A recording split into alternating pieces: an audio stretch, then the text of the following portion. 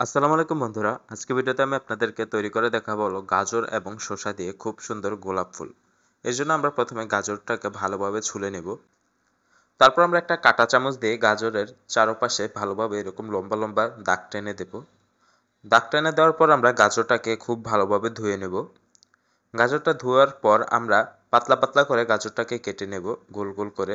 আপনারা যদি ছুরি দিয়ে পাতলা করে না কাটতে পারেন, আপনারা চাইলে বটি দা দিয়েও কেটে নিতে পারেন। তো আমরা দেখুন খুব পাতলা পাতলা করে গাজরগুলোকে কেটে নিলাম। তারপর আমরা একটা বাটিতে পানি আর লবণ নিয়ে নেব।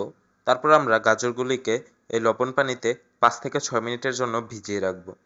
5 থেকে 6 মিনিট ভিজিয়ে রাখার পর আমরা পানিটাকে ফেলে দিয়ে একটা পরিষ্কার কাপড় দিয়ে গাজরগুলোকে শুকিয়ে নেব। তো গাজরগুলোকে শুকিয়ে নেওয়ার পর আমরা একটা শসা থেকে কিছুটা অংশ কেটে নেব। তারপর আমরা ছুরি দিয়ে এর ভেতর থেকে ভেতরের বীজটা বের করে দেব। আপনারা চাইলে ছোট চামচ দিয়েও এর বীজটাকে বের করে নিতে পারেন, যাতে ভিতরের অংশটা পুরো ফাঁপা হয়ে যায়। শসাটা কাটা হয়ে গেলে আমরা গাজরের টুকরোগুলোকে একের উপর এক পাশাপাশি বসিয়ে দেব।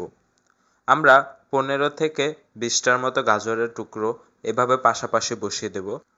তারপর আমরা গাজরের টুকরোগুলোকে এক পাশ থেকে রোল করা শুরু করব। রোল করার সময় সাবধানে করতে হবে যাতে গাজরের টুকরোগুলো ছুটে বেরিয়ে না আসে। তো পুরোটাকে রোল করার পর আমরা আগে থেকে কেটে রাখা শসার টুকরোটার মাঝখানে গাজরের টুকরোগুলোকে বসিয়ে দেব। তারপর হাত দিয়ে একটু ছড়িয়ে দিলেই খুব সুন্দর গাজরের গোলাপ ফুল তৈরি। তারপর আমরা ছোট্ট একটা শসার টুকরো মাঝখানে বসিয়ে দেব। এর ফলে গোলাপ ফুলটা আরো সুন্দর দেখাবে। তারপর আমরা শসার একটা অংশ কেটে নিয়ে তার থেকে আমরা লম্বা লম্বা করে ঘাস তৈরি করে নেব।